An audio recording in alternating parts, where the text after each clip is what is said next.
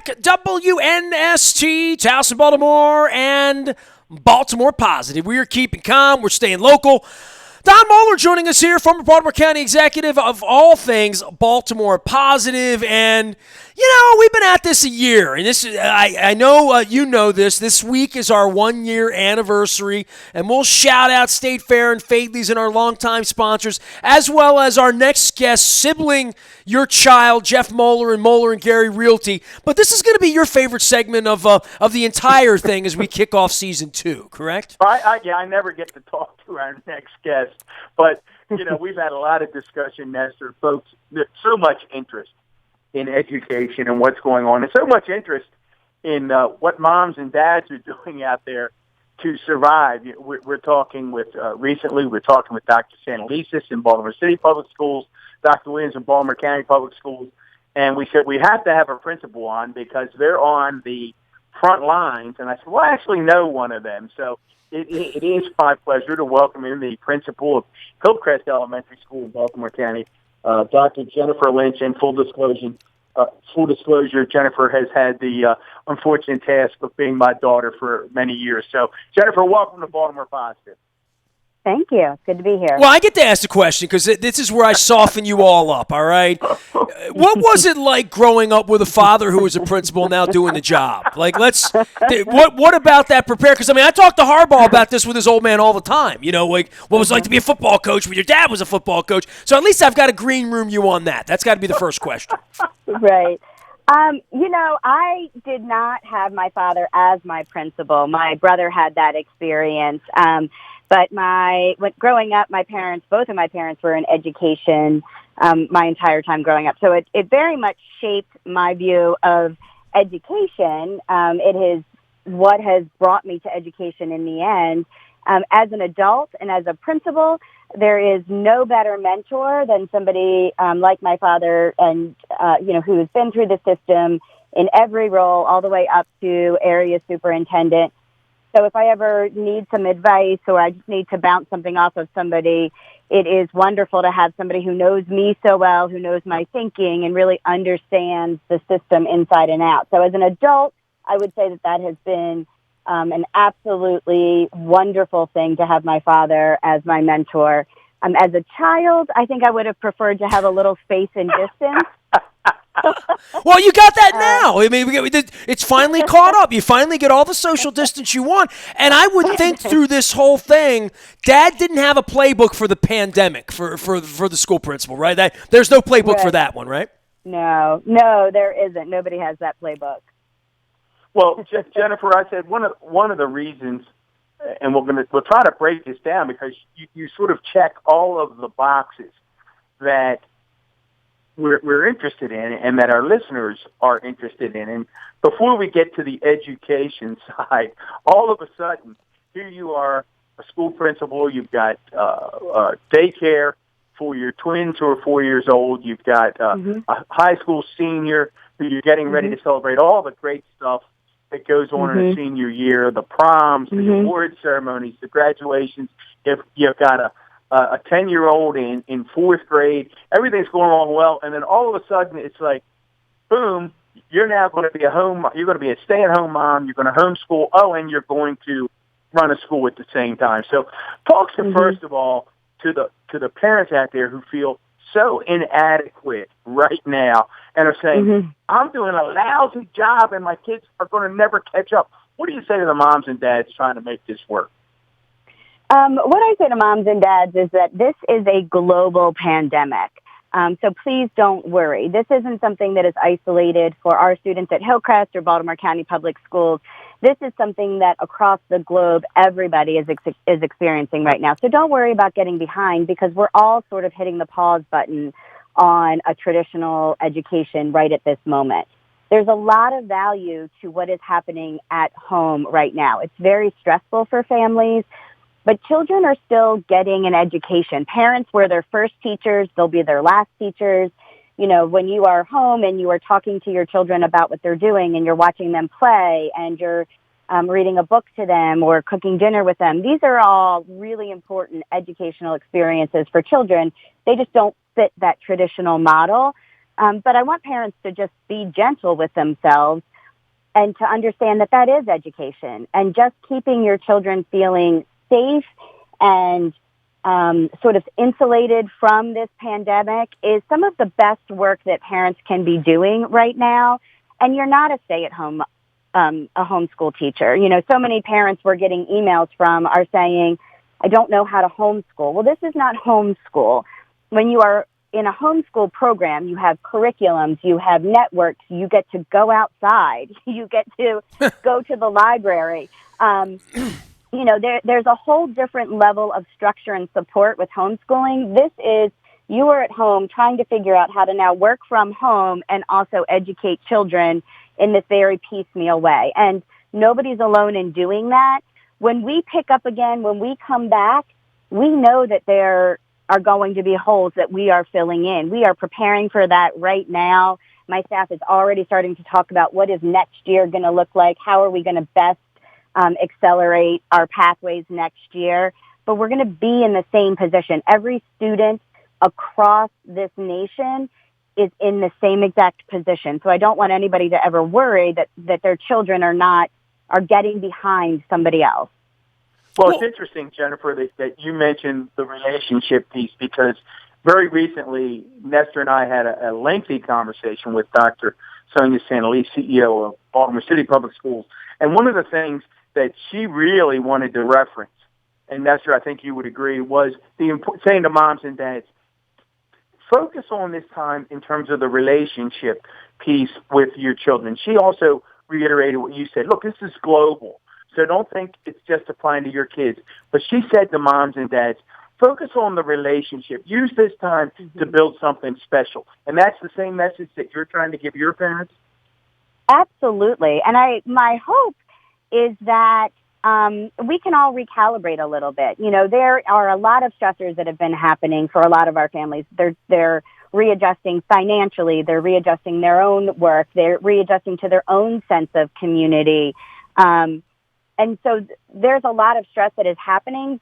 But in that, I also hope that people can find those flowers that are sort of growing up through the cracks right now, in that you do have more time to just play with your children, disconnect from all of the sports, the running around, all of these extra activities, just in the simplicity of what we are experiencing right now, that we can really reconnect together as families and just enjoy each other. This is a once-in-a-lifetime experience. And so we have to be able to look for the silver lining in it and really bring out the beauty of it, because we could sit all day and moan and complain about what we can't do, but we will never get the opportunity to have all of our family so insulated under the protection of our homes with nothing to do but to really just be enjoying each other, fostering those relationships, and making each other feel important and special and loved. Jennifer, I want to chime in here and I think about for educators, and I see all of these things on TV about technology, and if I walked into your elementary school, I don't think I would recognize it. I mean, I've told Don a couple of times, I'm from Colgate Elementary. My school was demolished about a year ago. It's 100 years old, and there's going to be a new one, and I've been in Dundalk High. I barely recognize the way it looks from a pencil and a paper and a pen, and for what children do. The technology piece, and we talked to Dr. Santalese about this. This really is about privilege and about money and about where you live and how your Wi-Fi is and what your technology and what your device is and your speed and all of that, because it is so different across the country, not just across Catonsville or across Hillcrest or across Baltimore. But I would think that part of this is a communication thing for everyone, is that there are best practices everywhere. And to your point, no one had a pandemic playbook, but I'm sure that you probably had a playbook if everybody in your school had the measles and you had to close it down for a week or two or three or a month, right? Like everyone's had those little things, but the best practice part of, hey, Dolly Parton's reading to kids on Friday nights, right? I mean, everybody's sort of pitching in to do something here, but best practices and sharing that to say, there's an idea of what a teacher's doing out in Iowa or out in Arizona. And I know, I've known you since we were kids. I know you're stealing borrowing those ideas all the time. I would think in the middle of this,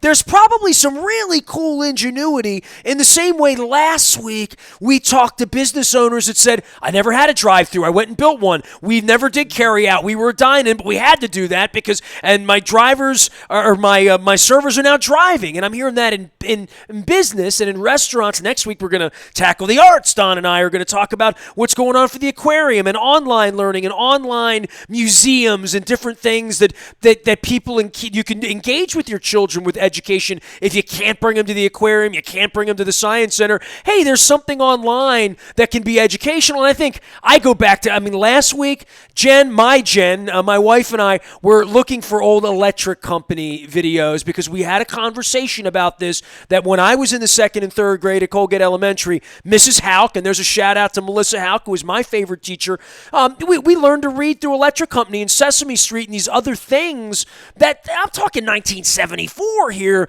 In 2020, I would think some really clear-headed folks like yourself who love your children and are educators everywhere are sharing really cool ways to sort of do this pandemic education thing, right? It is amazing to me just how many people have come to the forefront to really share their expertise and their knowledge in a lot of different ways. You're seeing CEOs and companies sharing information. You're seeing longtime educators share information. You're seeing, actors and artists and musicians share information. Everybody has something to really add as a community. And so as we are sort of isolated in our own homes right now, in a way, we are really coming together in a community as a community in a very different way. And I think one of the benefits is that for a long time in education, technology has been sort of demonized. This is why our kids aren't progressing, is because they're spending so much time on technology.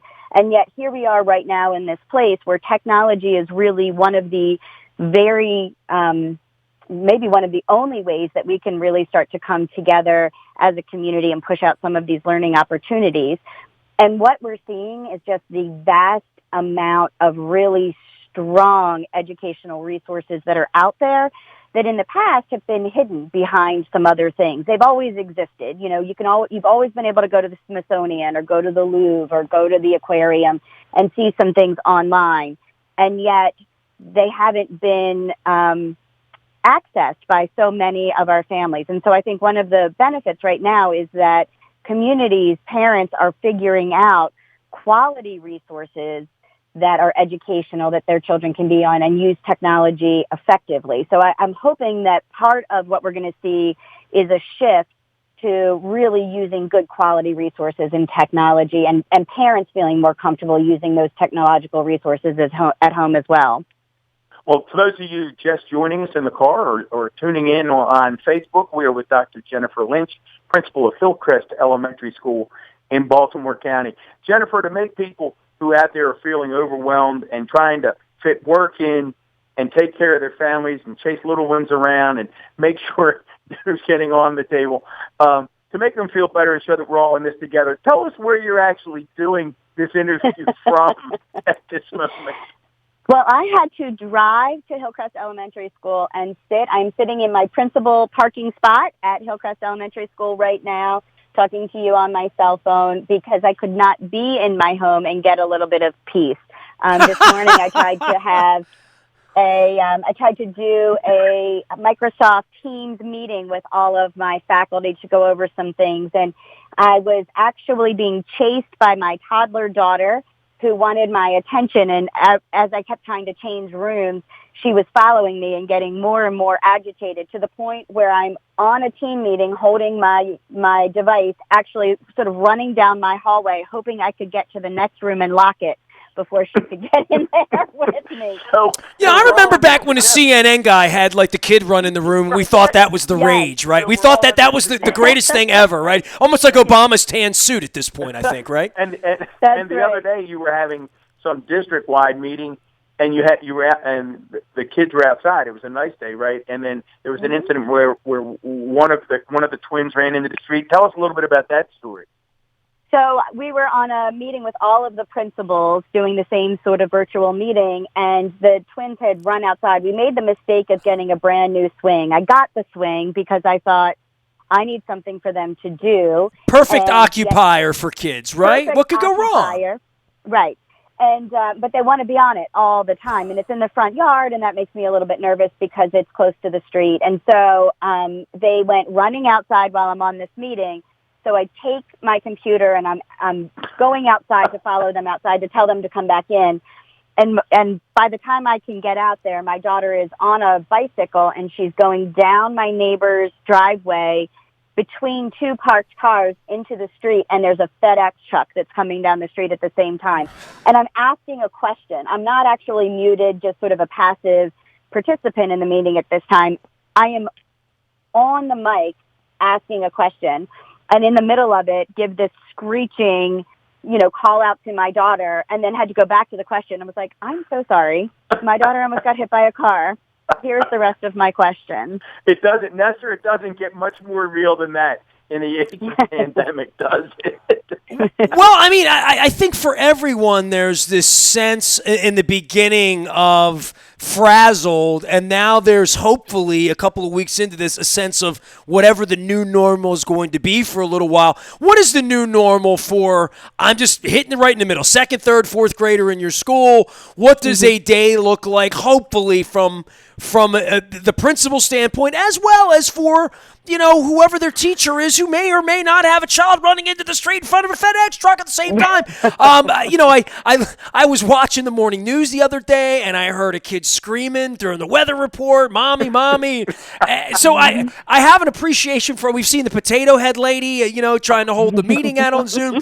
So we're all getting comedy out of this to some degree, and I think we're all finding some comedy that maybe 2 weeks ago we wouldn't have laughed about your child running in front of a truck, but at this point, she's okay, everything's fine, right? But what is the normal experience, or what could be the best of new normal, especially if this goes on for, let's say, the rest of the spring?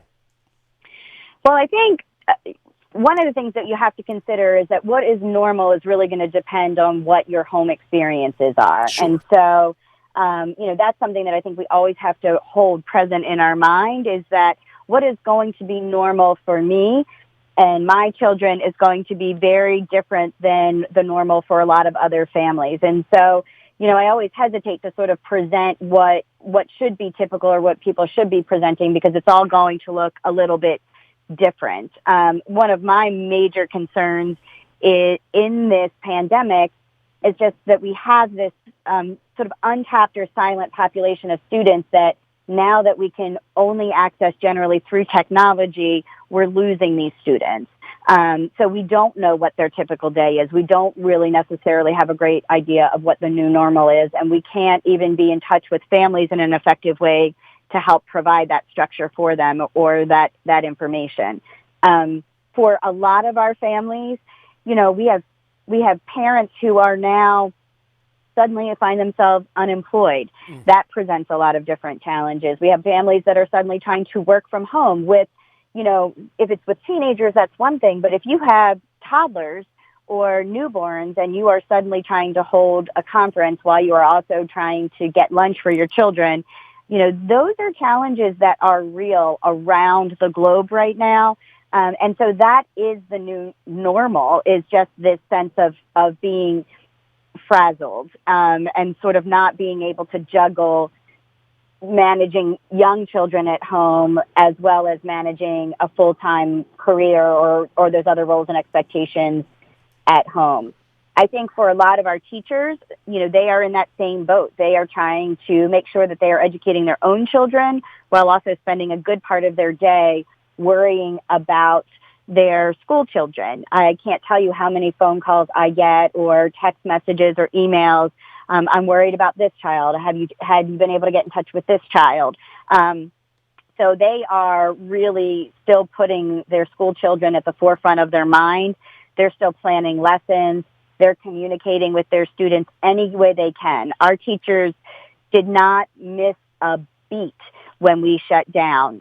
Within less than 24 hours notice, we had networks set up to communicate and to connect with families that we thought may end up disconnected in this process. Our teachers started putting out emails and Facebook and YouTube messages. They've sent letters through snail mail so that children would get postcards. Our teachers haven't missed a beat in making sure that their students feel safe and part of a community as they get disconnected in this pandemic. Well, Jennifer, tell us one of the things, and again, we're with Dr. Jennifer Lynch, principal of Hillcrest Elementary School in Baltimore County. Jennifer, tell folks and we're going to be talking shortly with Dr. Williams, the superintendent of the school system. Tell us, as this thing is evolving, what instruction looks like and the delivery system on behalf of the school system to students. So going back to Nestor's question, do you break it down? Is it K through 2 and then 3 through 5 and then middle and high? How does it break down, and how are we delivering curriculum? So it does break down along those lines. So it's a K through or pre-K through 2 band, a 3 through 5 band, and then your middle and high school students. And middle and high school students have their own devices that are issued by Baltimore County. So those students all took their technology home with them. So their learning is going to look slightly different than what it will look like in elementary school. Their teachers are going to be pushing out lessons. They're going to be holding weekly class meetings, providing discussion boards, assignments that can be turned in and provided feedback. So that's what that's going to look like in the middle and high school level. Man, you talk about discussion boards in middle school and high school. I can't even imagine. That's something I can't relate to, right? I mean, my kid didn't have that at the turn of the century, and I certainly didn't have that 40 years ago. It really is a different level of connectivity, right? And a different level of probably responsibility, right? I mean, it's if you are checking in, you've got to check in, right? You can't check out. Right. Well, I think, one of the things that we always want to be mindful of is that there are going to be students who, for a multitude of reasons, cannot check in. And so we can't make the assumption that just because they haven't checked in means that they are checked out. They may have an access and an opportunity barrier that's preventing them from checking in. And so that's our job as educators, is to make sure that the children who appear not checked in are really that we're connecting with. And but you can't go knock on their door right now. I guess that's what I'm getting. That's the most difficult part, right?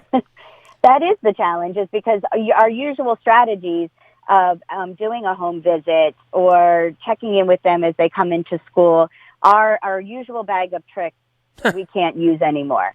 But we are trying to utilize a lot of different technologies. We do still have our language line available through Baltimore County Public Schools, so we still can reach out to families and use a language line for any family who needs an interpreter.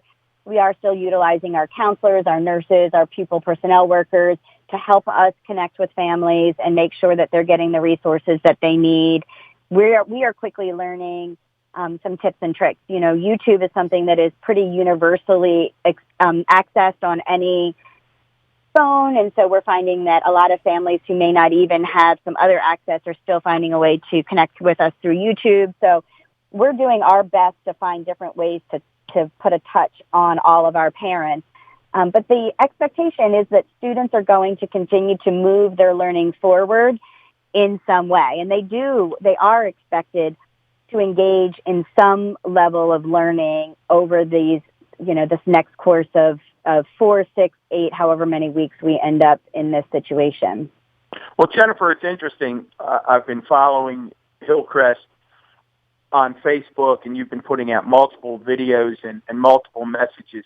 And again, what we heard from Dr. Santelises, I imagine we're going to hear from the same from Dr. Williams. She wanted to say to folks, look, don't panic. Here's some things you can do that you all absolutely know how to do. And it's interesting to me, it really went back to the 3 R's, that old thing that we used to joke about, reading, writing, and arithmetic. I think there were songs written about it. And she said, you can't stress enough that if you're having your children read and really read interesting and meaningful text, if you're just working with them where they are and having them do some math every day and some writing, you're going to be surprised at how the gap isn't what you might have expected it to be. Talk a little bit about those basics, because I see you sharing that message on Facebook as well. Absolutely. I think that the most important thing when parents call or when they email me and they say, I can't get all of this done, how do I prioritize? My top priority for parents always is reading. Always, always, always. Read with your child, have them read to you, read together. It's okay if parents are doing a read aloud to their child, even if their child is able to read. It's just part of that connection with literature. And if your students are engaging in reading every single day, they're going to become better readers. They're going to become better writers because they are exposed to a multitude of writing styles in reading. They're going to have a better vocabulary. If you talk to them about what they're reading, they're going to have better comprehension. And all of these things are foundational in everything that we do in the schoolhouse. So having those skills are something that are really going to support a student who has had this break to be able to come in and easily pick up next year and keep it moving. There's a lot of really easy things that parents can do at home. Having students journal every single day, do some level of writing every single day, some level of reading, and practicing basic math facts. These are things that any parent can have their child do that will really support their learning moving forward. Jennifer, a pleasure to have you aboard. Dad's been threatening to have you on here for a long time. It took a pandemic, so I hope it's not the last time we have you on until after a pandemic. But I think of elementary school and I think of chocolate milk and cookies. We've come a long way, haven't we? Mm-hmm. Well, I think that what we're doing right now is virtual chocolate milk and cookies. I love that. So, perfect. We are right now. What we need everybody to understand is that we are still a community. We may not be entering that brick schoolhouse every single day together, but we are still a community. We are still here. We are still connected. And so we are providing right now that virtual cookies and milk to make sure that everybody knows that we're here to give that love and support. Well, Jennifer, I know you have to run because my grandchildren have probably destroyed the house, and my poor 18-year-old who turned 18 today is probably pulling her hair out. But before you go, I want our listeners to hear, and Nestor, you and I chatted about this the other day. Dr. Santalese has touched on it. Dr. Williams, I know, will touch on it. Talk to us about your concern about the whole equity issue and the gaps that may or may not be exacerbated by this pandemic, because I think there's a real subtext to that about something that we have to be aware of, and the unequalness of education at this time in America. And equity is something that Nestor's really interested in. I think we have had really deep equity conversations in these last couple of weeks. Equity's been something that's been on the forefront of our minds for a long time, especially at Hillcrest. But when you have a pandemic like this, what it really does is it highlights just how much American schooling is really geared towards a privileged America. So, we shut the doors and we say, go home and do some online learning. And we have an assumption that, first of all, you have internet access, that you know where you would go and you would get that information. And that your parents are available to help you as well, right? Literally. Exactly. Or that they speak English. We have a lot of students who are new to our country, where their parents speak multiple languages, and so they are just now learning the English language. And so we are asking them to now navigate independently without any support a completely English-based system with very little support. And very little knowledge of what American schooling looks like or what the expectations would be. And so we're sending some students home to environments in which there just isn't a foundational understanding or support to support what traditional schooling looks like. And I think that that's what we have to be clear about. That's what traditional schooling looks like. And it doesn't mean that these families are not providing really meaningful education for their children at home. It just means that what they're providing is not going to be in alignment with supporting that movement forward when they return. Their gaps will be bigger when they come back because they won't have had that access maybe to rich text, or they won't have been working through some things on the computer and doing some self-paced learning on Khan Academy or something else like that. So these are our equity issues across the board. And the fact that right now we don't even know how to connect with these families in some elements. When they're not coming to the schoolhouse with us, if our families don't have cell phones or they don't have internet access, we are losing touch with our families that we really need to be giving the most amount of support to at this time, and that's a huge concern. Well, what is, Jennifer, what does that look like then when those students return, whether that be in the end of May or whether it be in August or September? What does that mean in terms of assessment and planning and preparation to identify whether or not gaps have widened and how we then address those gaps? What does that look like at the schoolhouse? Well, our teachers begin formative assessments on day one with our students. Our teachers are always assessing our students. We're not waiting for unit assessments or standardized assessments or state-leveled assessments. We are in the classroom assessing student learning on a daily basis. So very quickly, our teachers are able to identify where needs are based on a comprehensive sort of data profile of formative assessments and standardized assessments. And we're looking at all of that and saying, this is where their skill gaps are, and now what are we going to do about it? And we are already right now talking about how we are going to mitigate that when that comes back. We are already anticipating that and talking about what our structures are going to be so that we are ready to hit the ground running to fill in some of those gaps. Some of the gaps are going to be school-wide. Some of them, we make assumptions about gaps and what populations of students are going to have gaps when we return, and I think we're going to find that we're going to be surprised that we have gaps that have developed for almost all of our students in very unique ways. So we're going to have some unique learning pathways next year where we're going to have to say, this group of students needs a little bit more work on this, and we're going to give some time and some additional adult supports to making sure that we are building that capacity. And we're going to have to look at our curriculum and make sure that we are modifying that to meet everybody where they are right now and accelerate them to where they should be. So this is a process that is starting for us right now. It's ongoing. We meet weekly and monthly with teams of teachers. Teachers come in and meet with administration on a daily basis when they're concerned about students. And so that process will continue. What I don't want people to worry about is, if my child has gaps, what does that mean and where are they placed? Everybody's going to have gaps. And so what learning is going to look like for us next year is going to be a lot more fluid and flexible as we meet the needs of every gap that walks into our building. Well, Nestor, you said we would get smarter every session, and certainly talking to Dr. Santelises, talking to Dr. Jennifer Lynch, Dr. Darrell Williams, and the Baltimore County Public School Superintendent. I think you and I are getting smarter by the minute, or at least they're trying to make us. She worries me because I think if I come back in 4th or 5th grade, I might not pass. I may struggle. So, I do watch your videos, and I do see all your posts. I was trying to find early in the segment, you put up some great thing on your one of your classroom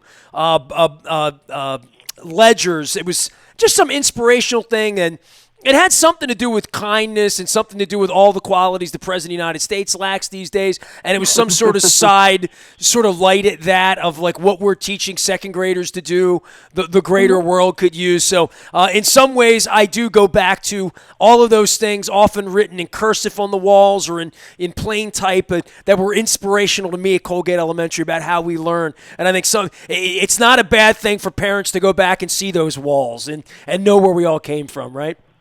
No, everything you ever needed to know you learned in kindergarten certainly still applies.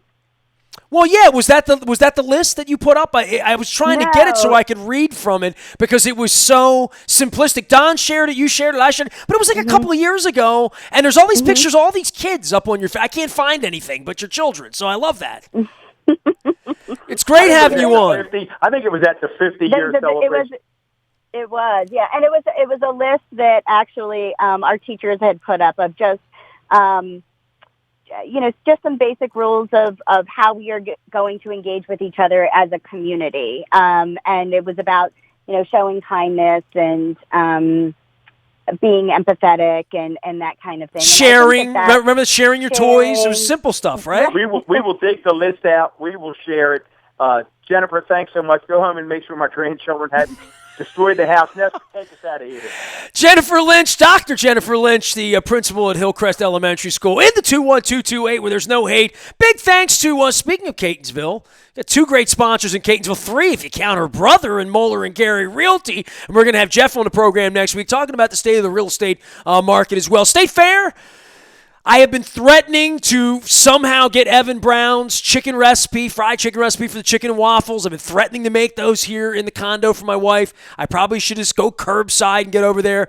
We also had our dear friends on from Franco's and Lou Weinkamp from Catonsville, so I guess I got to pick up a pizza, some chicken and waffles, some shrimp and grits.